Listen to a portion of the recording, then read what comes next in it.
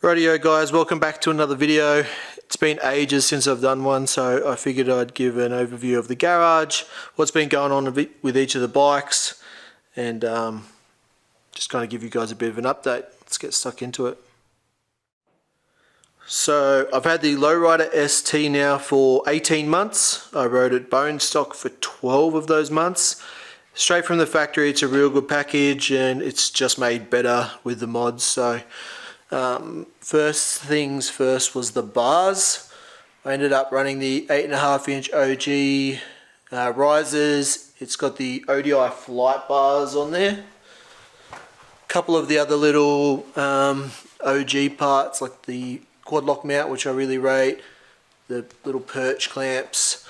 Got the Vans grips and the Allen Ness levers, and I'm also running the, I guess they're called the honeycomb floorboards or something. Really good setup overall, especially for longer trips, just being able to move your feet around. So motor wise, I am running the HPI pipe obviously and the V2 intake. So the reason for the pipe was, first of all, I'm real picky about the like the look of the pipe and the sweep of it.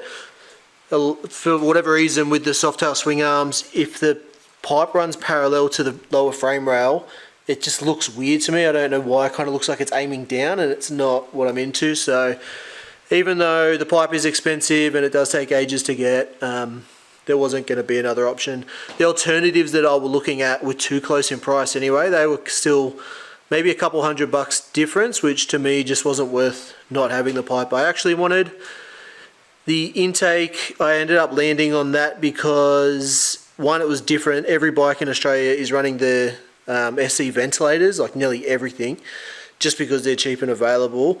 So I just wanted something different. It's also got a couple of real good features internally, like it's got the velocity stack on the inside, and the velocity stack also physically blocks the intake bolts from backing out.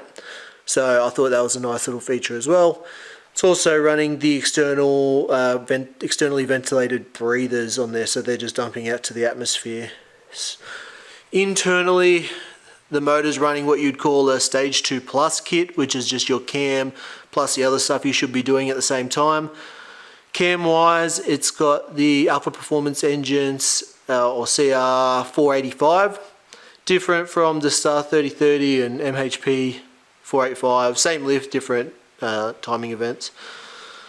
What else has it got? It's got the normal like push rods, it's got lifters, billet lifter cuffs, and it's also got 6.2 injectors. So I could have run the 5.5s or 5.3s pretty easily, but running the 6.2s was the same price, nil change in tunability or fuel consumption, and just kind of backstops it for upgrading to a big bore kit in the future. So I could throw higher compression pistons and bigger cylinders and pistons in it and run everything else that I'm already running on this and get real good results. So that was part of the reason.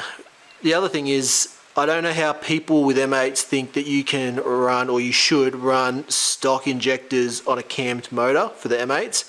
The injectors stock are literally the same size, or like 0.1 of a difference from a TC88 fuel injected bike. So a bike that's pulling 5 horsepower or something, 60, maybe 70 horsepower, and dudes are putting cams in their M8s and doing 120 plus horsepower and running the stock size injectors that come on a TC88. It's just crazy to me. So upgrade your injectors, otherwise they're just going to be maxed out flat out. Lastly, I have the Roadster, the Sporty Roadster wheels on. So they were stripped, sent off for polishing. I did the conversion myself. Pretty straightforward with your regular spacers. Just do all your measurements, you know, swing arm width, fork width, bearing hub, all that kind of stuff. The only tricky bit was retaining the ABS on the front. So there's a few ways to skin the cat. You can run different calipers, you can space it differently, but the way that I did it just needed a bit of out of the box thinking. Other than that, super good bike, good for long trips, good for ripping around. I think next up some taller suspension might be in order, but you know, it's not dying for it. So on to the next one. The blue FXR. So this bike was unregoed for a little bit. It kind of just sat in the garage, and a couple months ago I chucked some rego on it, started riding it again.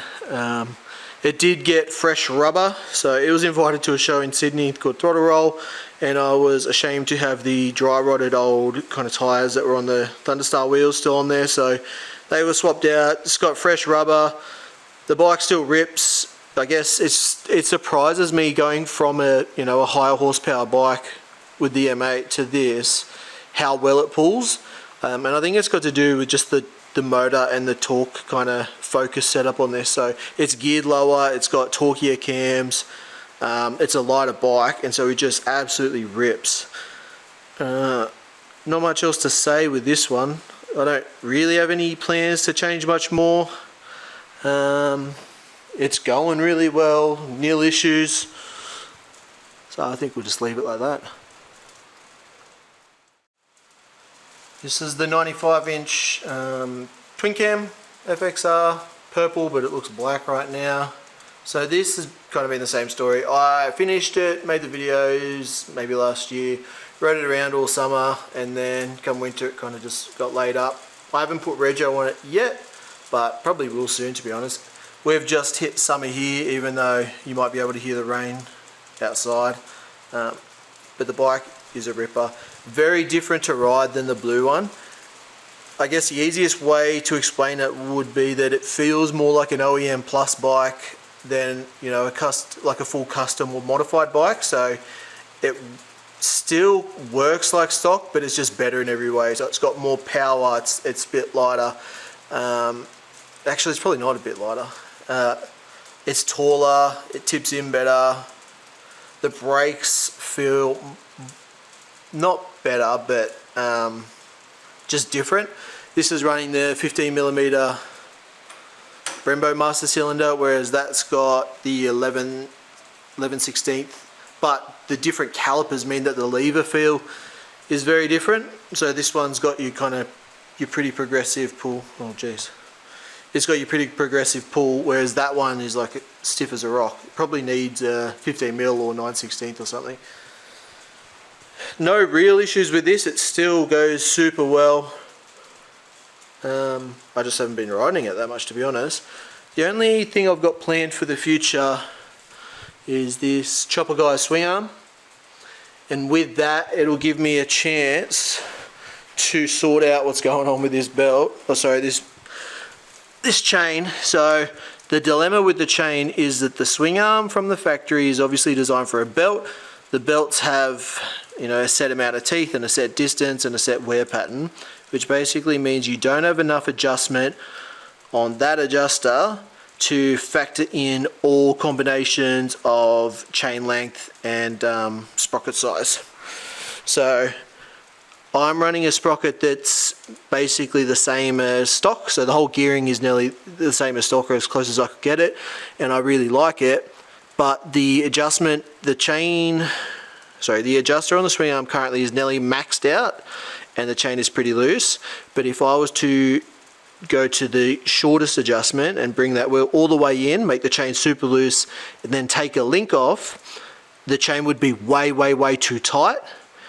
And it would blow a trans seal. So at the moment it's a touch loose, and I'm hoping it will get a little bit looser just through wear of like wearing the powder coat off the sprocket, the natural stretching of the chain, and then I'll be able to take a link out and be good. But currently, if I was to take a link out now, the chain would be too tight, and then putting any weight on the seat will tighten the chain and make it even worse. So I'd highly suspect I'd, you know, blow a seal in the trans or potentially bend it. Other than that, it's all good. Maybe I'll whack some longer shocks on there as well. They're the FXDX shocks, and it could do with another inch, which would change the geometry on the chain tension as well. So just things to think about. Last but not least, this is my Evo FXR. There's a video on the channel of me ripping around on this without the fairing when it was all naked. I used to thrash this bike, do wheelies, just smash it around the hills, and that kind of abuse has caught up to it. So it was off the road with a transmission issue, and what it was the shifter wasn't going past a certain gear. So if I was in first, it wouldn't go past third, and if I had somehow got it past third, you could select 3, 4, 5, but you couldn't go down past 2. Sorry, down past 3. Working my way back through the linkages, the primary, and then the transmission, what it ended up being was the rods that the selector forks run on. This back one was bent, so all of this worked, all the shifting drum would turn, but basically the selector fork was binding on this rod, and it wasn't until I took it out and put it on a flat plate that you could see the tweak in it. So essentially it would get past a certain point and then it wouldn't want to go any further, it was just binding on there. So that's been replaced, it's now shifting, and that's kind of motivated me to fix the rest of it up. It's also got a new intake on it because it used to have the SNS style, even with the CV40, but it had the SNS style which has really thin mounts and they were just snapping flat out from doing wheelies and mucking around. So hopefully this holds up a bit better. And then finally, one of the other death knolls for it was this pipe that I made.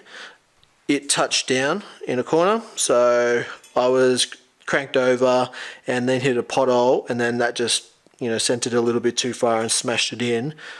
And when it smashed it in, it tweaked the pipe and put all of that pressure through the mount of the cone. So the vibrations and that kind of built-in tension from being caved in just end up smashing it all, and the whole pipe was rubbish. So now that I've got the RP fairing on there, which is a genuine one with genuine pods, I will also run the FXRP bags because I really, really rate them.